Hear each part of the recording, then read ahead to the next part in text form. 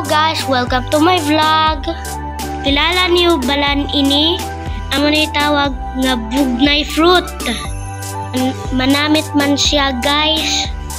May matamis kag maaslom. Kung sa Tagalog, bignay.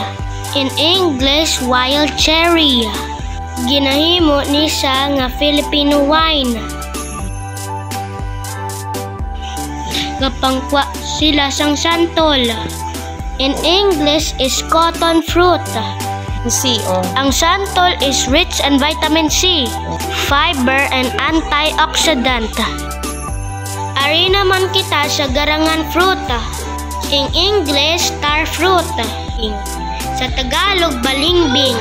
Green ang iya color kon hilaw. Yellow amo nang luto. Ang akon ginakaptan ang color yellow. Ari na nga mon gin-harvest. Thank you for watching guys.